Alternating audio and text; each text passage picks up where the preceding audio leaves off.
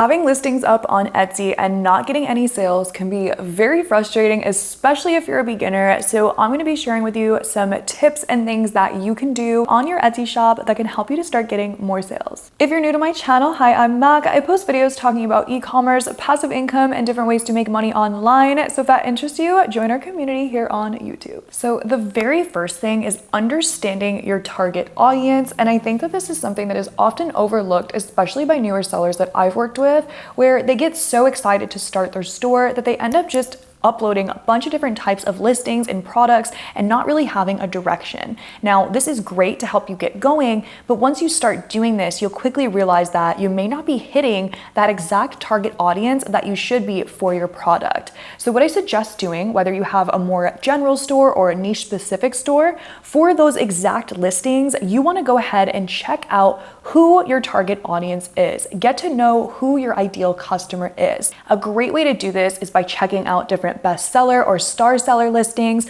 or even the first page that pops up for your keywords in that listing. And what you're looking for here is different colors, different aesthetics, what kind of mock-ups are being used. And you want to take note of all of these things to see, again, what's already working so that you can implement them on your listings. This is a great way to see if you are hitting that target audience with your products. So if you're noticing that your products might look a lot different than the listings that are doing better or that have bestseller badges, this may want you to reconsider your design. We do want to have our own creativity, but again, pivoting in directions of what can make this more appealing to that target audience and just getting to know your customer in general. And if you have a more general store, if you're selling lots of different products, it's important for each of those listings that it's optimized correctly to that target audience and the ideal customer. So that leads me on to our next tip, which is to make sure that your mock-ups are good. Now, mock-up photos, when we're scrolling on Etsy or even shopping in general,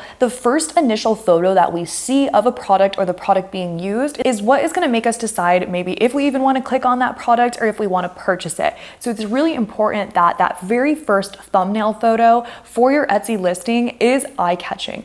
Does it look good against the competition? And this does kind of go with what I was just saying of seeing what's already working for other listings, but does that product actually stand out in the photo?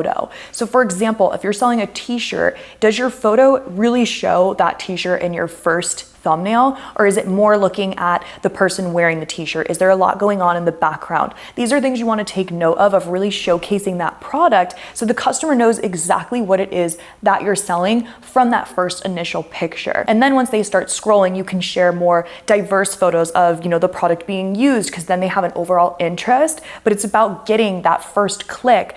Because if you don't get that first click on the item, the chances of getting a sale are very low. So very important with those mock-up photos. I do have other videos showing you how you can get mock-up photos. There's so many different ways, so those will be linked for you in the description below. My next tip is to make sure that your shop is branded well. So if you are very new on Etsy, it is important to have your shop looking professional, looking good, and this can be done just by using a nice logo in your profile photo and then having a banner for your shop.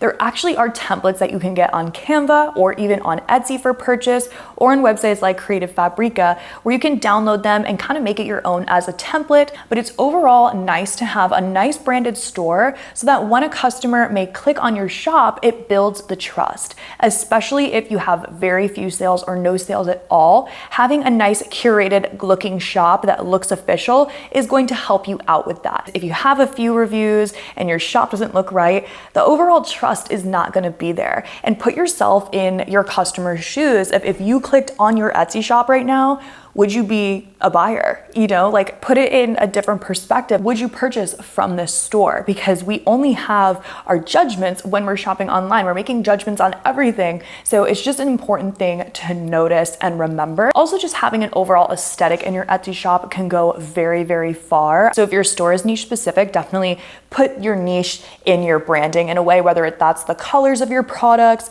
or, using a different element, just cohesive and looking nice, because it does go a long way and does build that customer trust. Now, the next thing is one of my favorite tips and is something that has helped so many different Etsy sellers I've worked with, and that is duplicating your listings. Not only does this save you time because you don't actually have to have another product to offer, but it's about duplicating your listing. So literally taking a listing you already have and making a copy of it, and then just shifting a few things on the listing to try out and do some research with. So let's say you have a listing and you think the title's optimized, you think the photos are doing well, and you're getting views, maybe even favorites, but no one's making a purchase.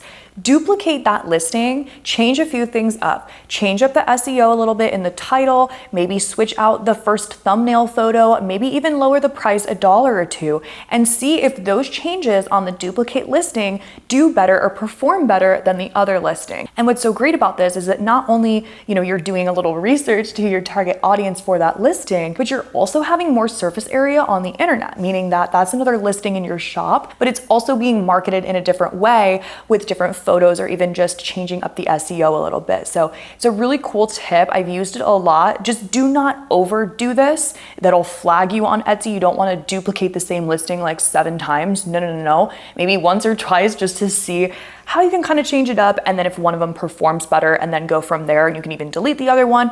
But it's just a really good way to research in your shop and overall in the target audience that you're going for. My last tip that I'm going to share with you today is to encourage your buyers to leave you a review.